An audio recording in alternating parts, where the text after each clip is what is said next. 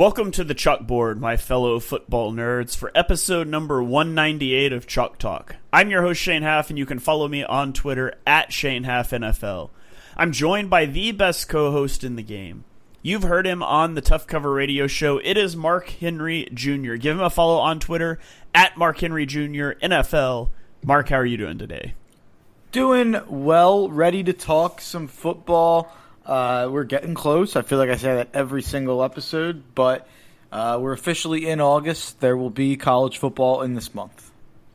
And there will be a Eagles preseason game in 2 days' time, which we'll get excited about, and it'll be terrible football. But, hey, I won't get excited. It's a step in the right direction, at least. Yeah. So, all right, well, 2 weeks ago, actually, I was gone last week, we previewed the AFC and NFC East, and we are going to continue that today.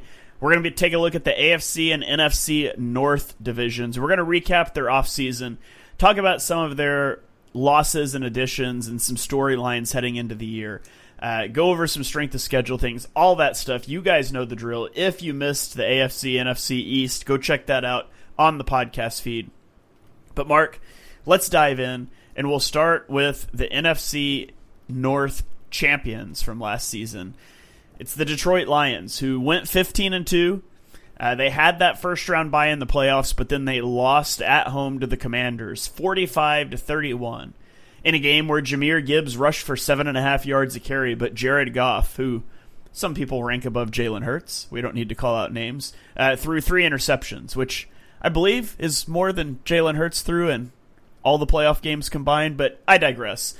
So they're going to be trying to run it back this year in what was a loaded division last year, and they have some key losses, and we can get into the players, and we will, but perhaps no losses loom larger than losing defensive coordinator Aaron Glenn and offensive coordinator Ben Johnson. So Eagles fans are very well acquainted with, the postseason, the really good season in 2022, losing both coordinators in 2023 and how that played out. So the Lions will be attempting to avoid that. They also lost some other important guys. They lose Kevin Zeitler and Frank Ragnow, which are 2 of their starters on the interior offensive line. They moved on from Zadarius Smith, and they lost Carlton Davis out of the secondary. Now, they did go get DJ Reed, who probably makes up for a lot of the Carlton Davis loss. They get Roy Lopez and Tyleik Williams to help out that defensive front. And then they drafted Tate Ratledge, a guy that we both loved in the draft. So that's some of the pieces that changed out. I think the big thing for me is the brain drain, especially on the offensive side of the ball. I mean, the talent is still there. You have Jahmyr Gibbs. You have Amon-Ra St. Brown, you have Jameson Williams and Sam Laporta. That's an awesome group of weapons. But the question's going to be, and this has been the question since they paid Goff, is can he do it when Ben Johnson inevitably moves on? And that times up with losing 2 key cogs on the offensive line. So that's one storyline. The other one is just, can they stay healthy? The Lions have been decimated by injuries 2 years in a row. They've got a really good secondary. Brian Branch and Kirby Joseph, probably one of the best safety duos in the league. DJ Reed and Terrion Arnold is a good cornerback group. Aiden Hutchinson comes back off of injury, which should help the pass rush. But this team has been snake-bitten by injury, so can they break that curse this year? They face, and by the way, when I give these rankings, first is the hardest. 32nd would be the easiest. They face the number 13 group of defenses this year, the number 5 group of offenses. So it's going to be tough work for the defense. Overall, they have the 3rd most difficult strength of schedule, and their over-under 10 win total is at 10.5. Mark, what do you make of the Lions and that win total? I would go very, very slightly under. I have them at 10 wins. And everybody's going to, and we've talked all the exercises we've done, whether it's protecting teams for the expansion draft or the under 25 or whatever you want to say. There's been a lot of different times where Shane and I have went through rosters, and you look at the Detroit roster and it's hard to not feel pretty good about a lot of the names and good about a lot of the names that are pretty young. But the question I guess I'm asking is, how good would we feel about those names if Ben Johnson and Aaron Glenn weren't there? And were some of those names being propped up to being good? Were some of those good names propped up to being, elite? I think we're going to find out a lot this year about Dan Campbell, about a lot of guys on that roster, about Ben Johnson and Aaron Glenn and how important each of them were individually to each side of the ball. But everybody wants to kind of point out, I feel like everybody's really trying to make Detroit and Philly a thing. Like I feel like people want the Lions and Eagles as the two kind of faces of the NFC, and I think Eagles fans view the Lions in a lot of cases as their top competition this year.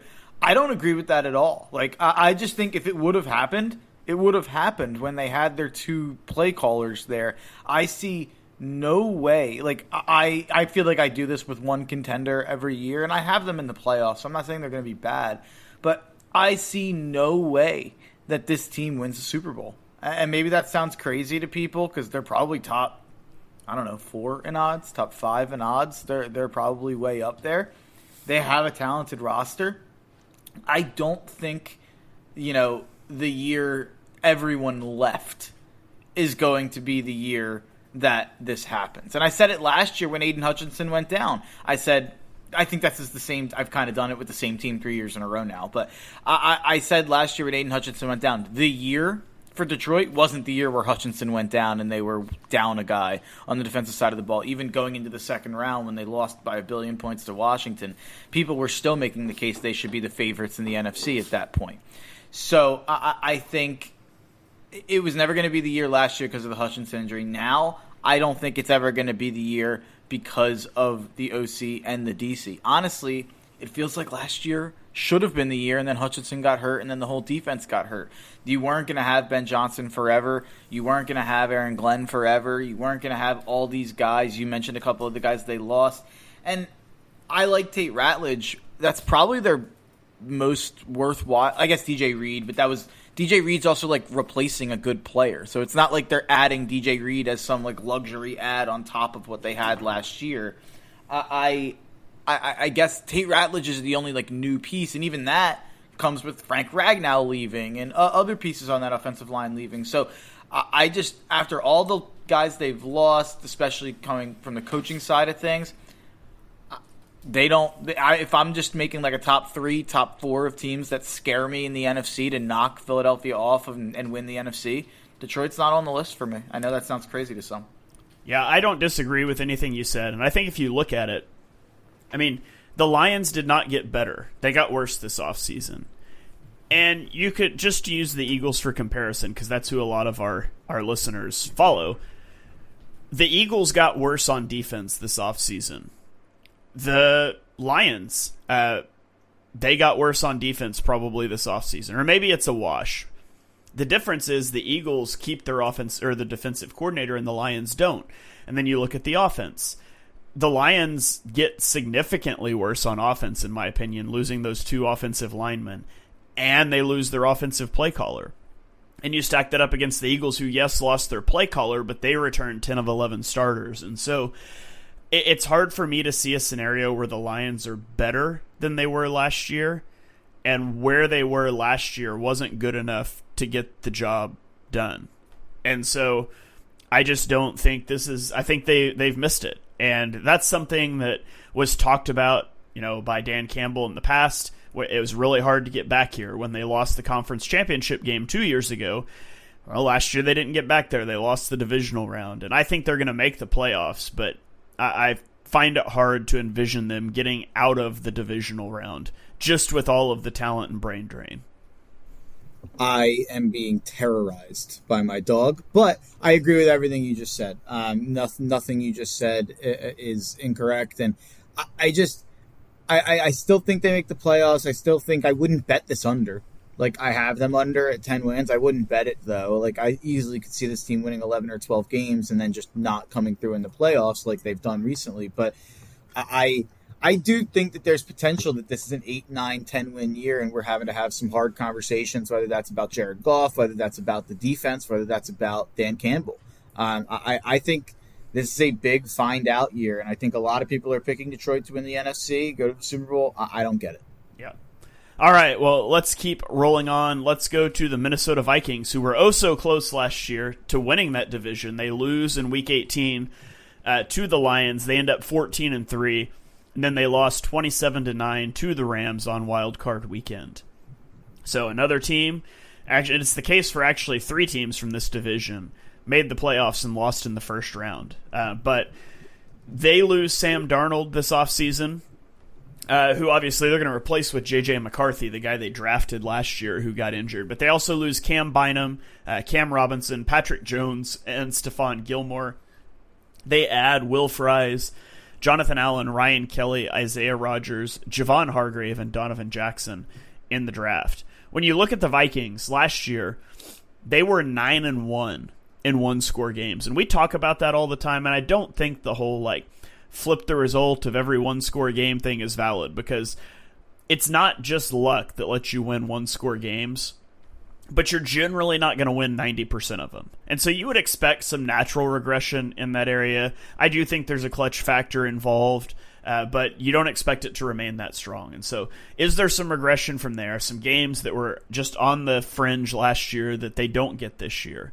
And then you look at Kevin O'Connell, who turned Sam Darnold from a washout to a guy who got a $100 million contract this offseason. Well, now he gets to work with the QB he wanted in J.J. McCarthy, who has a year of mental reps at least under his belt at the NFL level. He has a strong offensive line, really good tackle duo, bolsters the offensive line with Ryan Kelly. He has a top wide receiver duo in Justin Jefferson and Jordan Addison. But McCarthy is the great unknown. And it would not be the first time that, let's just call him a rookie because he didn't play last year, but it wouldn't be the first time that a rookie quarterback struggled. And so he is the X factor. He's the unknown for the Vikings. They face the 14th most difficult set of defenses, the 8th most difficult set of offenses, and overall have the 5th most difficult strength of schedule. Their over-under win total is at 8.5. Mark, do you believe in J.J. McCarthy? You're muted.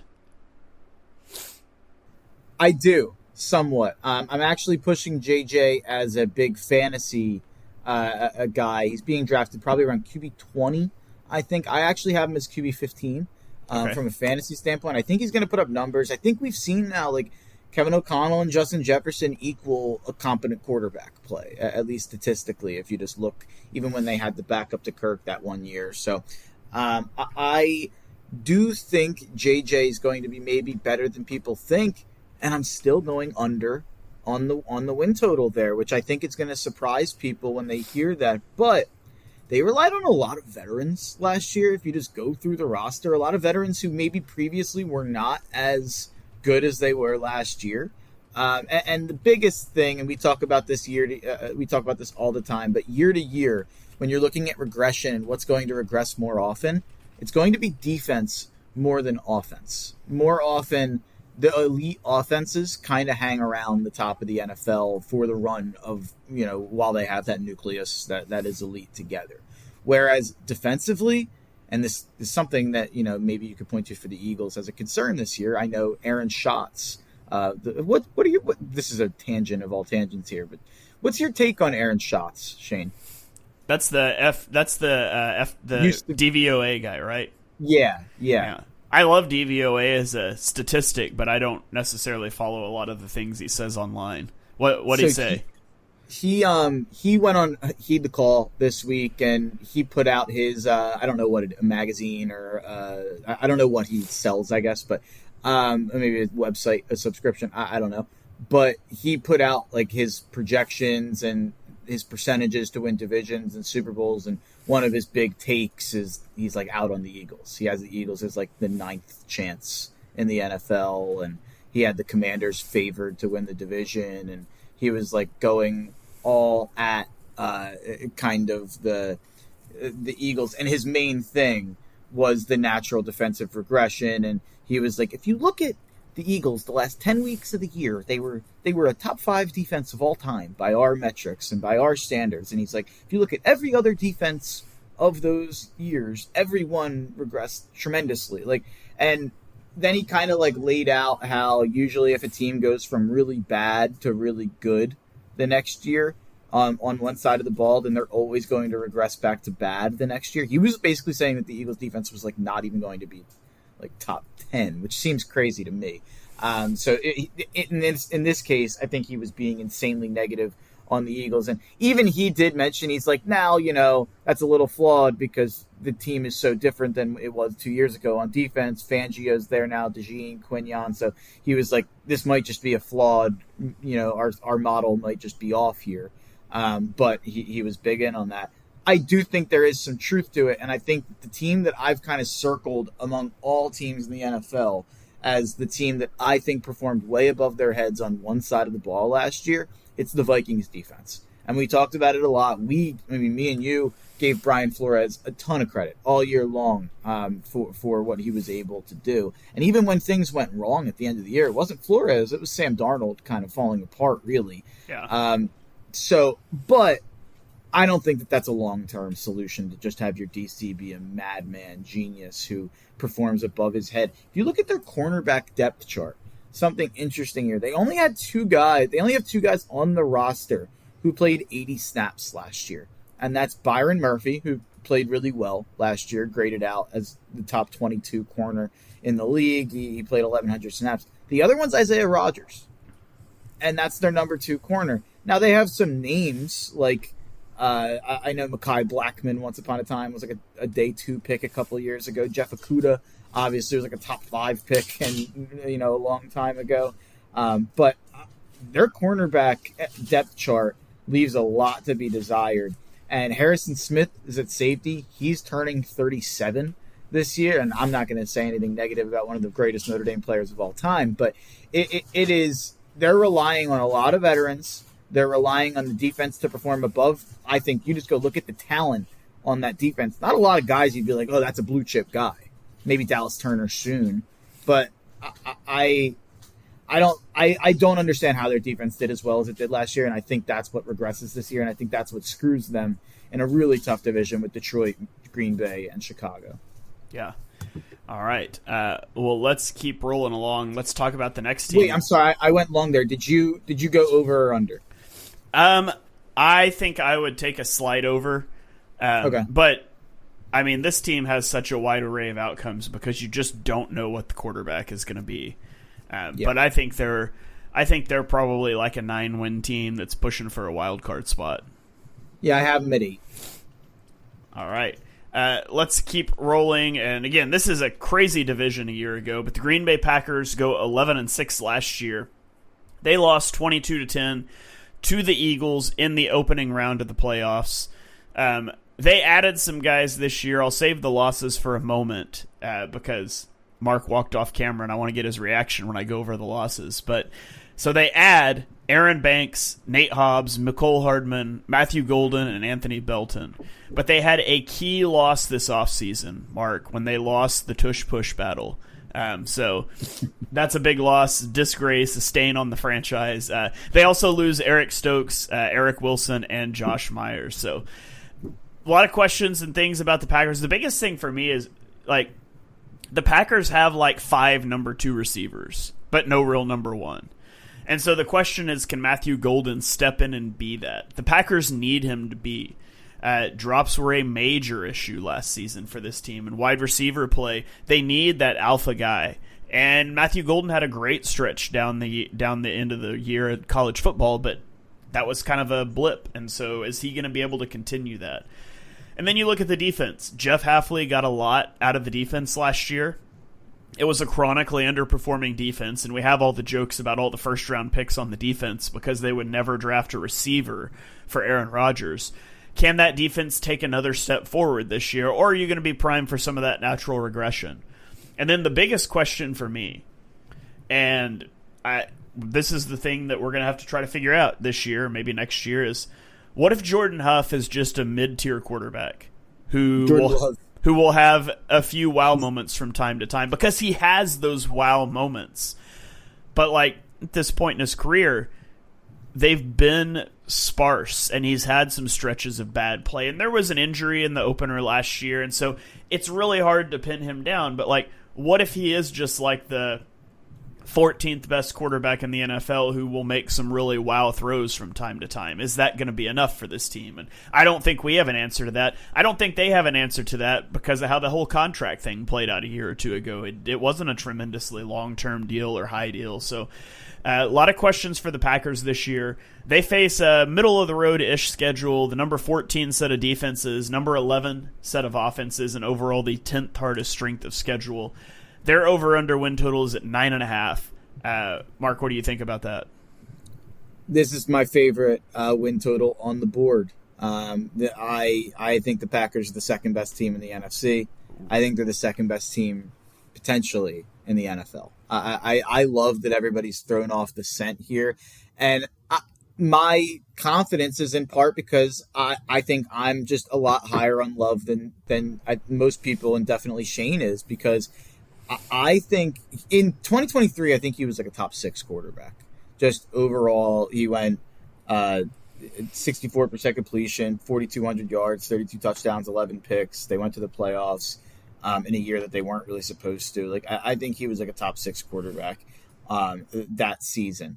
And then last year, he definitely dropped off. He played 2 less games, so he probably would have actually come around. I think he would have only been about 200 yards under probably where he finished in 2023. And part of that is because he missed a game where he went out early in the game. But he had 25 touchdowns instead of 32, still had the same 11 interceptions. But the thing that I can't let go with Jordan Love, and it goes to his November and Decembers. Over the last 2 years, in November and December, he's completed 66% of his passes for 4,500 yards, 31 touchdowns, and 6 interceptions in those 2 years. He struggled early in seasons. I think the first year in 2023, that was his first year as a starter. I think I can point to that and say, well, early in the season, he was still kind of getting in the swing of things, still learning how to be an everyday starter in the NFL. And then in the second year, I think we can pretty much point to the injury. Because I thought he played great in that Eagles game in week 1, and then he got hurt at the end of the game. I think he had one dodo play. He makes a couple dodo plays a year, and I think that also makes people lower on him because they see him make like 3 to 5 really dumb plays a year, and I think it sticks with him more than others. I just think I'm willing to grasp on to those kind of 2-month stretches to close both seasons, and even I'll grasp on to 2023 as a whole, even with the slowish start. I think he was a top 6 quarterback that year overall.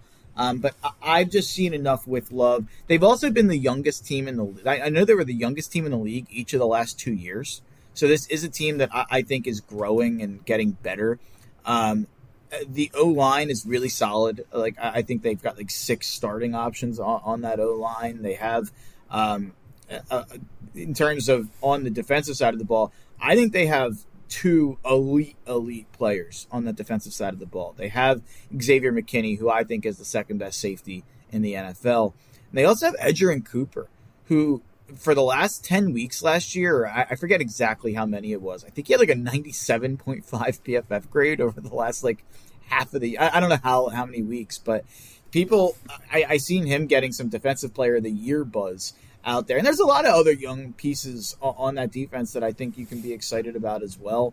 I thought the defense was better with Hafley last year with the new defensive coordinator. It's the second year kind of with that same system. I'm all in on the Packers. I think the receiving core is only going to be better with Golden there, with Reed healthier. Hopefully if Watson can stay healthy. That's the concern for sure. I do think Tucker Kraft is a solid piece and developed through the year last year.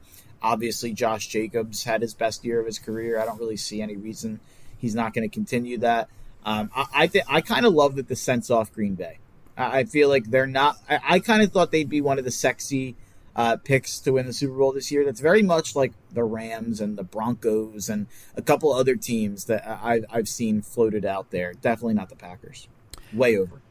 See, this line is just like the last one for me. It pretty much splits where I think this team is. I think they're like a 9-10 win team. It's at 9.5. I think if you really pushed me, I would take the over, but I don't have a lot of confidence in it. So I don't think – I feel like this division is still going to beat up on each other I just don't think any of the teams are going to be quite as good as they were a year ago. But I'll take a slide over. They're the one team for me that I think improves. I think Detroit or I guess I have two teams improving, but I have Green Bay at 13-14 wins. Like I think they're going to be the 1 seed in the NFC. So I know I'm out on a limb with that though. Yeah. Chicago better improve. Yeah. So let's dive into it with Chicago. They went 5-12 last season. They lose Keenan Allen, DeMarcus Walker, Coleman Shelton, Gerald Everett, and Tevin Jenkins.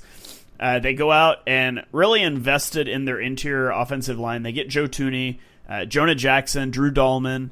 They also add Grady Jarrett, Colston Loveland, and Luther Burden through the draft. But, I mean, we're burying the lead. The big addition is Ben Johnson. He's in the head coach's chair right now.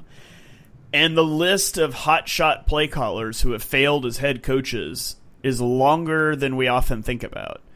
And so the question isn't, can Ben Johnson design plays? It's, does he know how to change a culture and how to keep a team together when things don't go well? Because I don't think he's going to step in here and the Bears are going to be sitting at like 7-1 near the midseason. I don't think that's in the cards for them. So, you know, perhaps if the Bears had fired their lame duck head coach before they wasted Caleb Williams' rookie season imploding in one of the more foreseeable disasters in recent NFL history, there would be a better feeling around this team right now. But they didn't. They totally wasted 2024 and then accidentally won enough games that they didn't get a top pick anyways. They have an entirely new interior offensive line, all 3 guys replaced, a new head coach. They have a good array of options in DJ Moore, Rome Odunze, Luther Burden, Colston Loveland. Now, 3 of those 4 guys are rookies or second-year players, but there's an upgrade in talent, an upgrade in coach, and you see that reflected in their win total that's set at 8.5. And so I think there's optimism around this team, at least around league circles. But they face the middle-of-the-road 16th overall defensive schedule this year, the 3rd most difficult set of offenses. Overall, the 7th most difficult strength of schedule for the Bears. Mark, how do you feel about 8.5?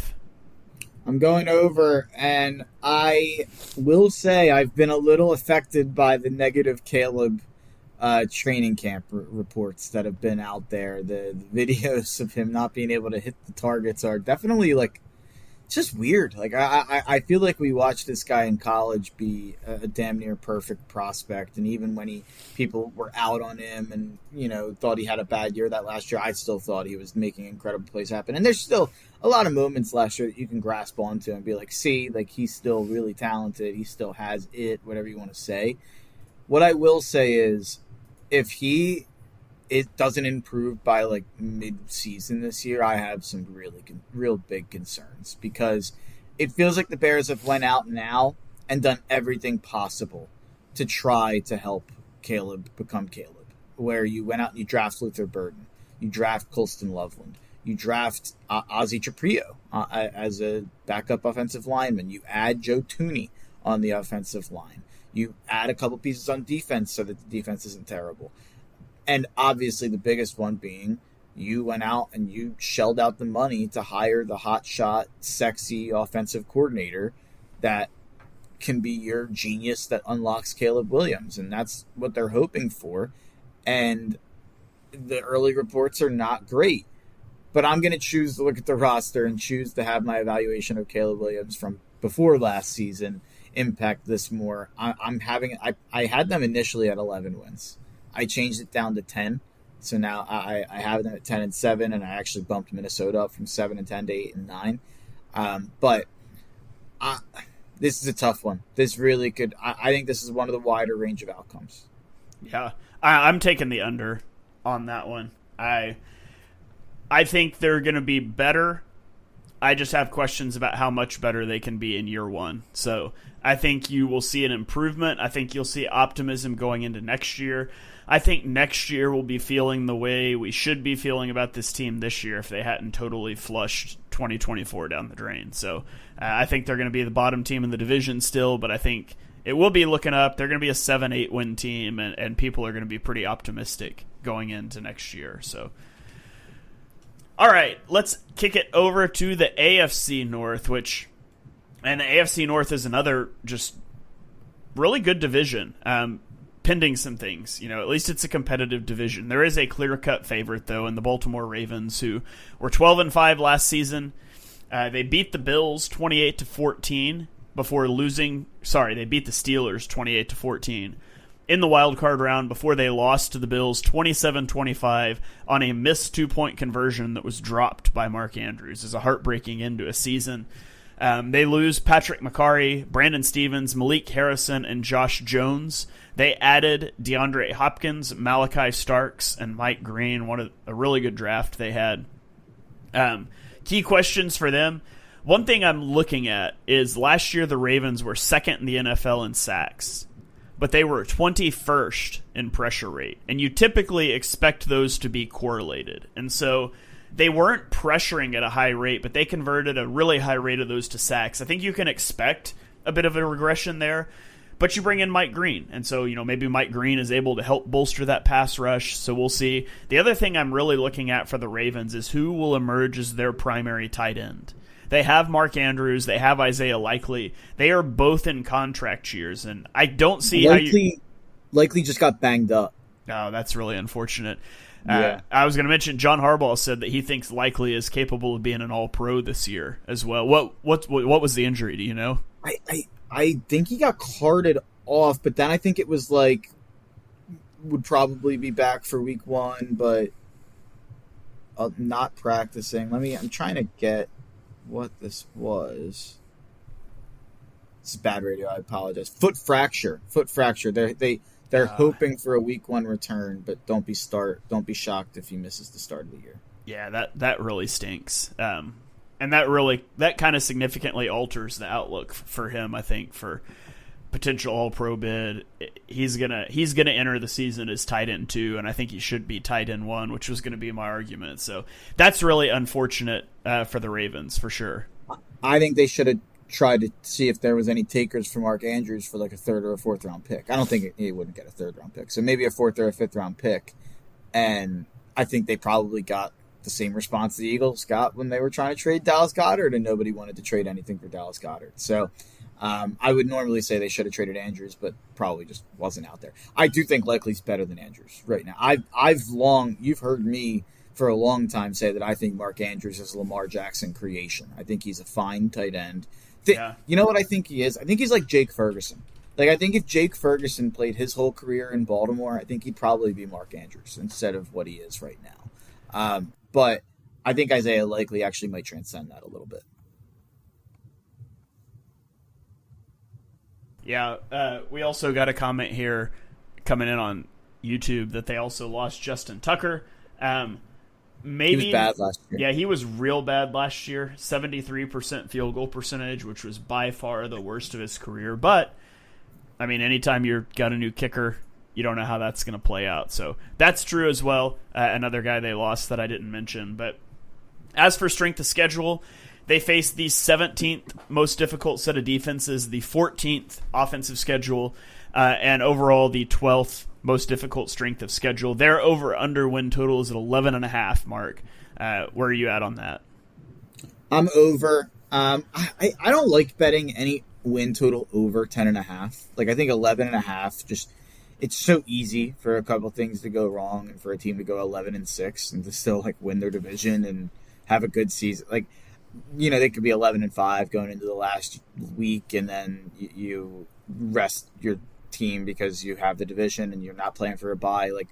I would never bet a total this high, but I do have Baltimore at 13 wins. So I kind of feel like more than any other team in football, I'm kind of this is going to be the same team they were last year. I kind of feel like the Ravens of 2025 are the Ravens of 2024. Hopefully the ending's just different.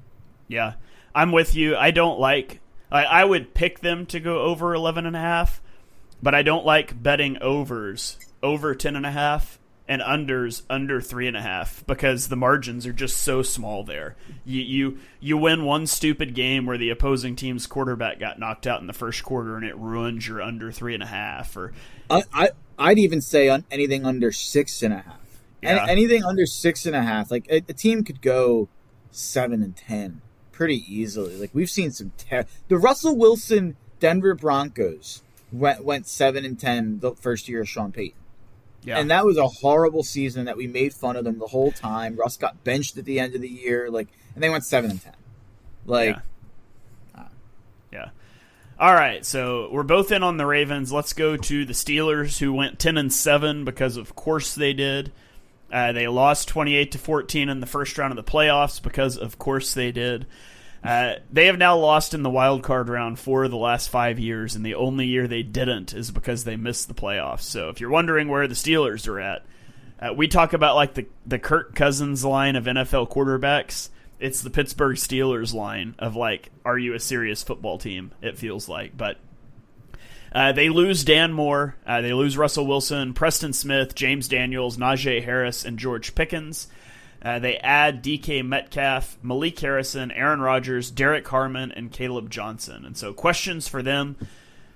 Aaron Rodgers is a year older and is coming off of a season where he ranked 27th in EPA per play and 30th in pressure to sack rate.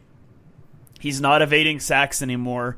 He hasn't looked like the creator that he used to. Is that going to bounce back?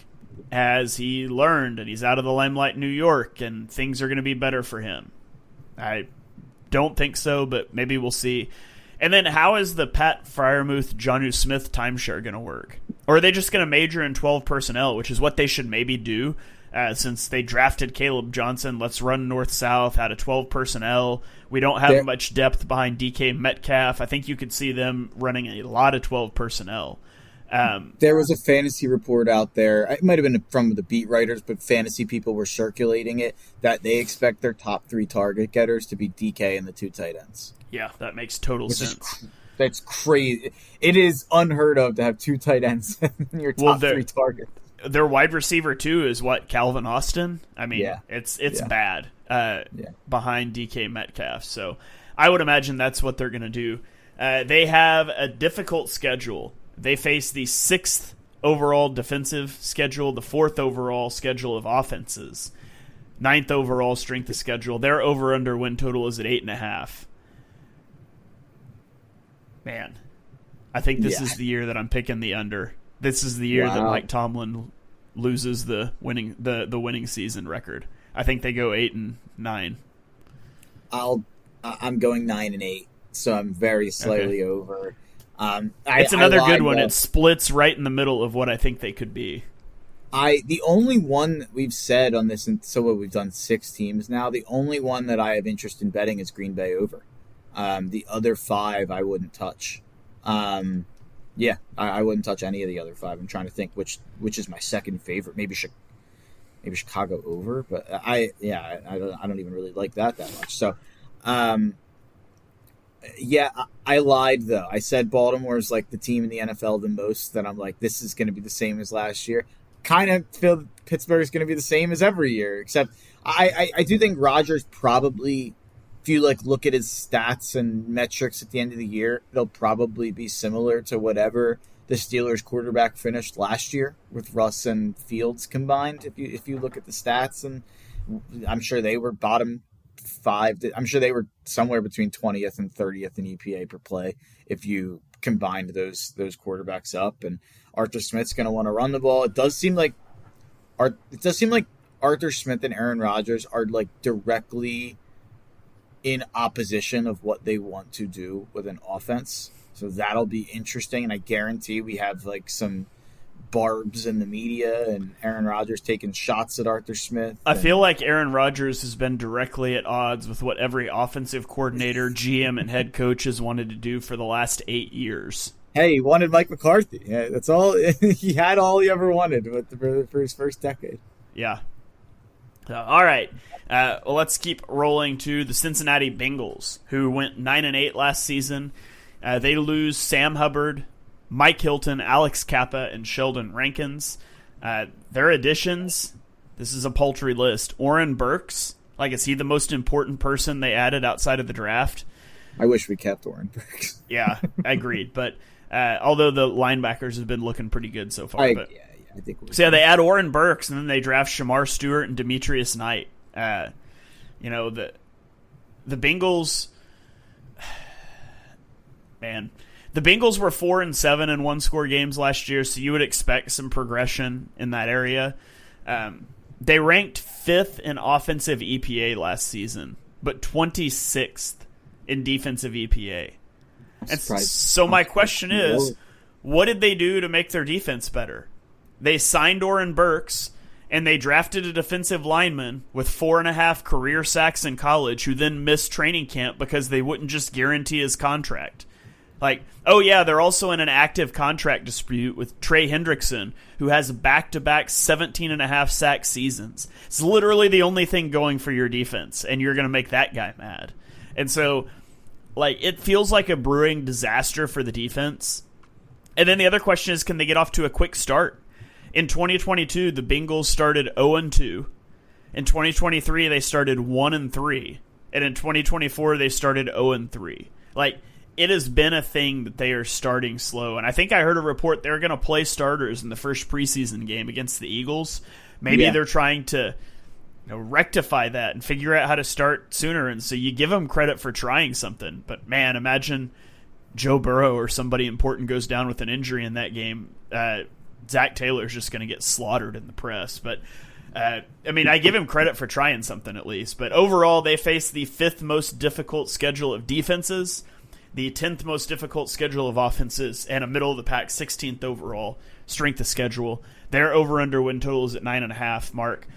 I have a hard time taking the over because I think the offense is going to be as good as last year, and it kind of just feels like the defense is going to be as bad as last year too. Maybe you're like, hey, first-year DC bump, but like we think Lou Anarumo was good and just got his legs cut out from under him every time they had a good player. And so, I don't know, maybe somebody new comes in and can give a boost, but Lou Anarumo was considered a head coaching candidate at one point in time. So I just don't know what to make of the Bengals and if their defense will even be worthy of playing on Sundays, to be honest. Yeah, I don't think the Bengals defense was bad because of Lou Anarumo. I think the Bengals defense was bad because the Bengals defense is bad. And sure, could there be a new DC bump and just natural regression? Geno Stone has a better year. He literally took a pay cut so he wouldn't get cut a year after taking a pretty big salary from Cincinnati. Yeah, sure, they could be the 18th, 19th, 20th best defense. I don't really think they can be above league average. Like, maybe they can regress to league average. I don't think they can be a top 15 defense. They just don't have the personnel to handle it. And I would take the under here, and it's probably my second favorite win total we've done so far. I have them at 8 and 9. I don't really see 10 wins for this team. People are just expecting them to bounce right back and not only bounce right back and win 10 games or make the playoffs or maybe, compete for the division. People are putting them right back in with Kansas City, Buffalo, Baltimore. People are ready for Cincinnati and ready for Burrow to just be right back in that contender mix. I don't think the roster's ready. And I think you laid out, they did nothing to improve this roster this offseason. And people are going to think this is crazy. I've talked about this on this show before, I think.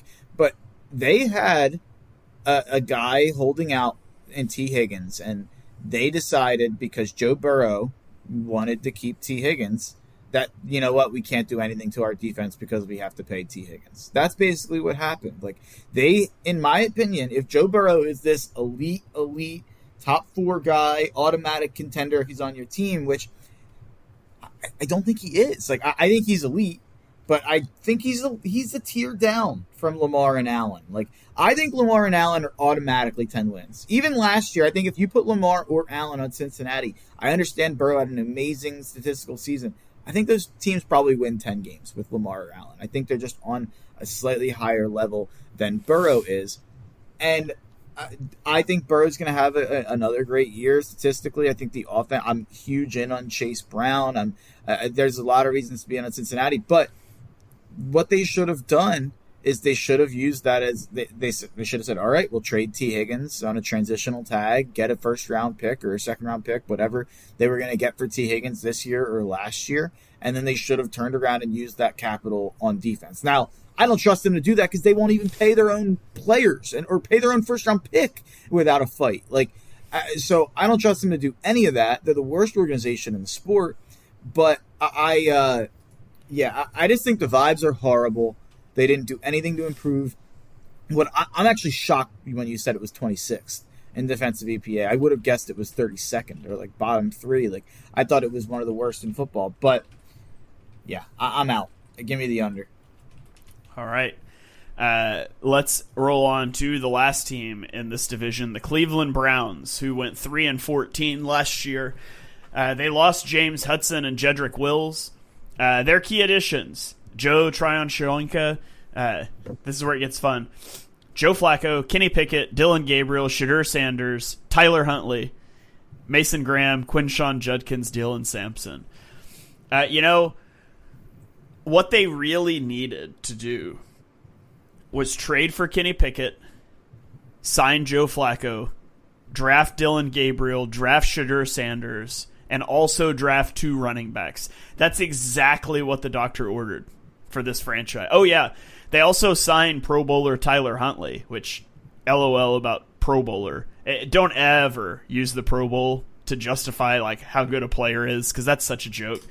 Tyler Huntley threw 2 touchdowns and 3 interceptions in his Pro Bowl year, but I'll step off of that soapbox. On top of that, they face one of the hardest schedules in the NFL. And on top of that, they also rank bottom 5 in rest advantage. And that's all for a team that added 5 quarterbacks this offseason and still don't have a single thing that's remotely exciting in that room. So to me, honestly, my only question for the Browns is, are they going to have the number 1 overall pick? And what are they going to do with it?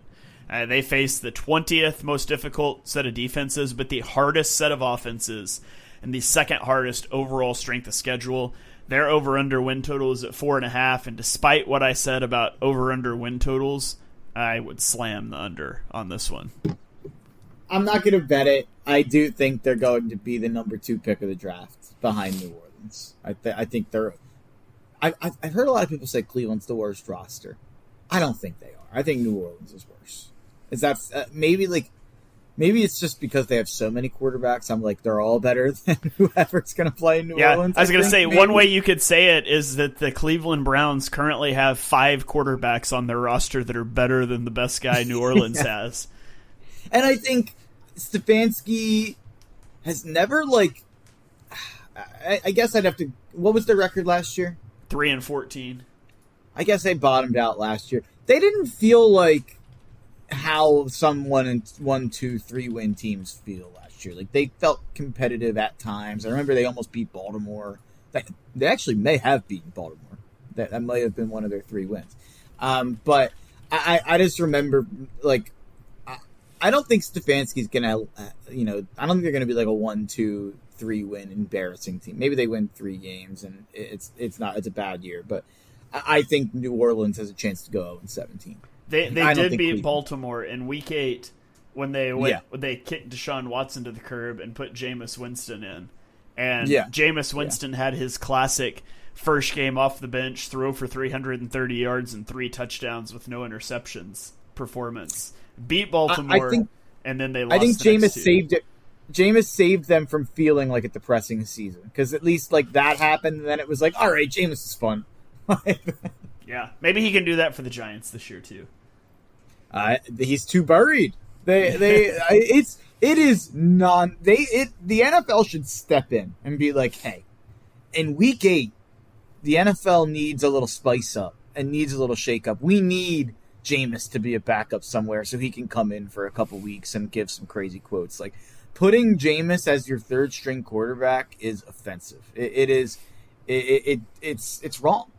Yeah, it should be a league rule by Week 8. If you're not going to start Jameis Winston, you have to cut him and allow another team to sign him and put him on the field. So I'm looking at you, New Orleans. I'm looking at you, Cleveland. One of you guys has to go get Jameis Winston somewhere around Week 8 and let him come in and throw for 300 yards. Indy, yeah. Maybe the league should just move him around from team to team. I just talked about Indy would go to the playoffs with Jameis. I have Indy at 8-9 right now, and I don't like spoiler alert for next week. But I have Indy at 7 or 8 wins right now, and I hate their quarterback situation because I think Steichen's that good, and they've shown they just have like a high floor. They're going to be competitive.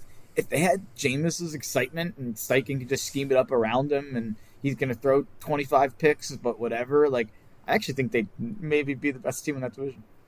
There you go. Preview for next week there a little bit. So, all right. Anything else on Cleveland before we get out of here?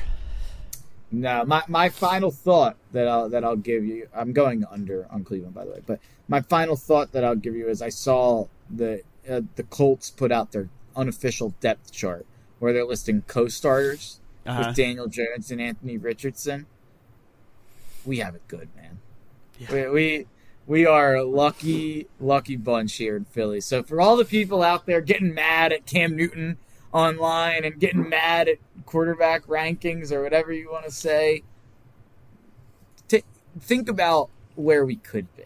Think about how, we could be in the muck and the mire. Instead, we're mad that people aren't ranking our quarterback in the top 5. We won the Super Bowl. Be happy. Yeah, if you go think about it, let's just do this exercise real quick. How many teams in the NFL would Tanner McKee be the starter for? I'm a little lower on Tanner McKee, I think, than I think a lot of people are. But New Orleans, Indianapolis, Cleveland. Yeah, I don't think Cleveland. He should be. I think Flacco. That's maybe it, though. Competent. That's maybe it, though. The Jets wouldn't start him. The Giants wouldn't start him.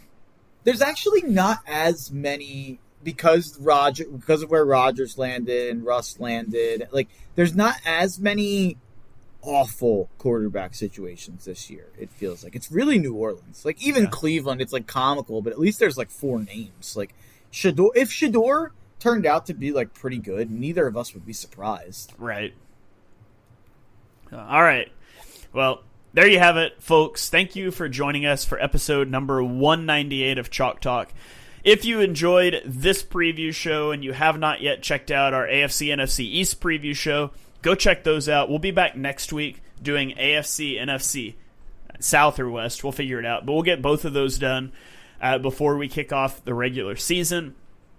Eagles content is ramping back up here. We'll have a post-game show on Thursday night after the game. If you're a sicko who watches the entire preseason game, you can come hang out with us on post-game and laugh at how many guys we don't even know who they were. That'll be a lot of fun, but we're getting things dialed up for regular season. And so hit that subscribe button, turn on your notifications so you don't miss our next episode. If you have noticed some audio issues on YouTube, a lot of times those have been corrected on the podcast feed, but the new technology platform doesn't allow me to mix it live. I've got to do it after the fact. So if you're running into some audio issues on YouTube, come check it out on the podcast feed. Drop us a 5-star rating wherever you get your podcasts. You can follow us on Twitter. I am at Shane Half NFL. He is at Mark Henry Jr. NFL. And we will catch you guys next time.